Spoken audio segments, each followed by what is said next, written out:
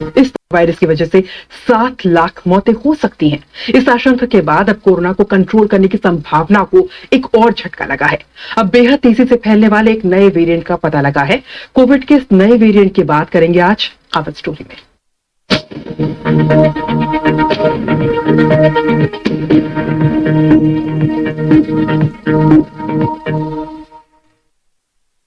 दुनिया भर में तेजी से फैल रहे कोरोना वायरस के एक नए वेरिएंट ने सबकी चिंता बढ़ा दी है।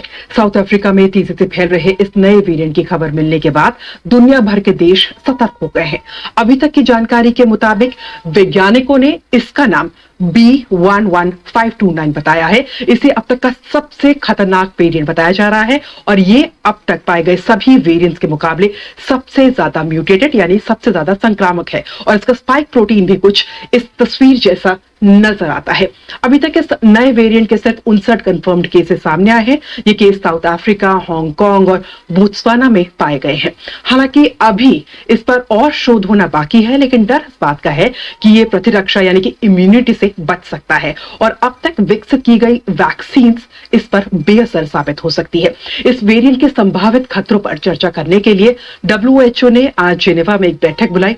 बैठक से पहले इसके प्रवक्ता ने कहा कि ये वेरिएंट कितना खतरनाक है ये पता लगाने में अभी वक्त लगेगा। शुरुआती नतीजे बताते हैं कि इस वेरिएंट में बहुत म्यूटेशन हुए हैं जिन्हें समझने में वक्त लगेगा।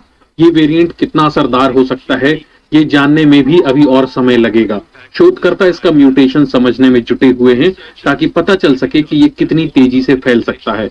इसका पता लगाना कितना मुश्किल होगा, इसका इलाज और वैक्सीन बनाने की दिशा में क्या करना होगा।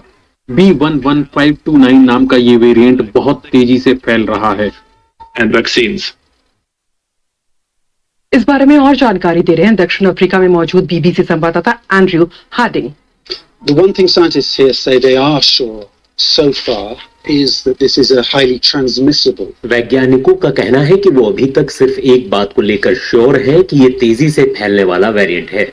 उन्होंने ये देखा कि जोहानिसबर्ग के आसपास गाउटेंग प्रांत में ये कितनी तेजी से फैला है और इसने बाकी वेरिएंट्स को पीछे छोड़ दिया है।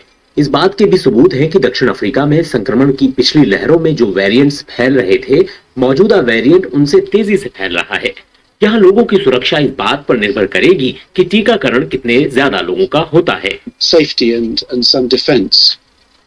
और कोरोना के इस नए वेरिएंट का पता चलने के बाद ब्रिटेन, जापान, जर्मनी समेत कई देशों ने दक्षिण अफ्रीका और इसके आसपास के देशों से अपनी आने वाली जो फ्लाइट्स है उस पर पाबंदियां लगा दी है। यूरोपीय संघ की प्रमुख ने इस वेरिएंट को चिंताजनक करार देते हुए कहा है कि यूरोपीय संघ ने भी इस फ्लाइट के उड़ानों के लिए प्रतिबंध पर विचार करने पर अपना मन बना लिया है और डर अब इस बात का है कि ये वेरिएंट तेजी से फैल सकता है और वैक्सीन को कम प्रभावी भी बना सकता है।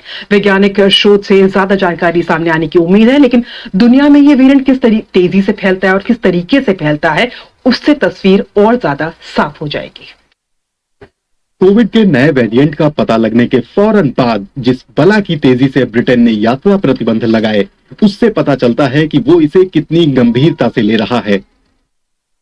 दक्षिण अफ्रीका से रोजाना 500 से 700 लोग ब्रिटेन पहुंचते हैं। नए वेरिएंट के ज्यादातर केस दक्षिण अफ्रीका से ही फैल रहे हैं। It may be more transmissible. ये डेल्टा वेरिएंट से भी ज्यादा संक्रामक हो सकता है। हो सकता है कि अभी जो वैक्सीन है वो इस पर ज्यादा असर भी ना करें। हालांकि ब्रिटेन में अब तक इस नए वेरिएंट को डिटेक्ट नहीं किया गया है, लेकिन हमने हमेशा से कहा है कि कोरोना को काबू में करने में हमने अब तक जो प्रगति हासिल की है उसे नुकसान नहीं पहुंचने देंगे। नए वेरिएंट के बारे में महज 3 दिन पहले ही पता चला है। विश्लेषण करने पर पाया गया कि इसमें मौजूदा डेल्टा वेरिएंट से 2 गुना तेजी से म्यूटेशन हो रहा है। इंसान के शरीर में घुसने के लिए वायरस जिस स्पाइक प्रोटीन का इस्तेमाल करता है उसमें 30 तरह के बदलाव होते हैं। इस नए वेरिएंट का पता महज कुछ दिन पहले ही लगा है। इसके म्यूटेशन को देखते हुए हम कह सकते हैं कि ये पहले के वेरिएंट की तुलना में बहुत तेजी से फैलता है। म्यूटेशन का विश्लेषण करने पर पता चलता है कि मौजूदा वैक्सीन इस पर कम असरदार हो सकती है, लेकिन ये कितना गंभीर साबित होगा अभी कोई सबूत नहीं है। लेकिन हम इसके वो तमाम पहलू पता लगाने की कोशिश कर रहे हैं जो अभी हमें मालूम नहीं है। इन तमाम वजहों से ये वुहान में सबसे पहले पाए गए कोरोना वेरिएंट से अलग है। उसी वुहान स्ट्रेन को ध्यान में रखते हुए सभी वैक्सीन बनाई गई हैं। हालांकि अभी इस बात के पुख्ता सबूत नहीं है कि ये वेरिएंट लोगों को गंभीर रूप से बीमार कर सकता है या वैक्सीन को निष्प्रभावी साबित कर सकता है।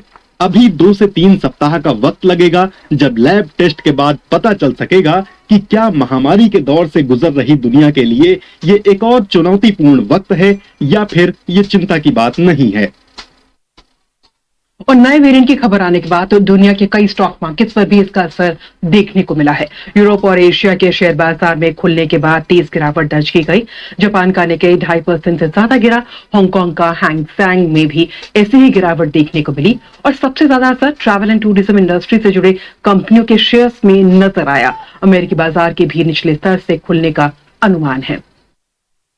लेकिन हमें आखिर कितनी चिंतित होना चाहिए, हमें ये जानने के लिए हमने यूनिवर्सिटी ऑफ पुत्रा मलेशिया की वायरोलॉजिस्ट से बात की।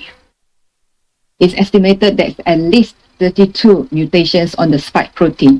अनुमान ये है कि इसके स्पाइक प्रोटीन में 32 म्यूटेशंस हुए हैं। Delta variant in alpha variant. So they are worried that all these mutations may causing the इनमें से कुछ म्यूटेशन अल्फा और डेल्टा वेरिएंट में देखे गए थे, तो शंका इस बात की है कि इतने म्यूटेशन की वजह से वैक्सीन इस पर बेअसर हो सकती है। good thing is that these variants you can be easily detected using RT-PCR.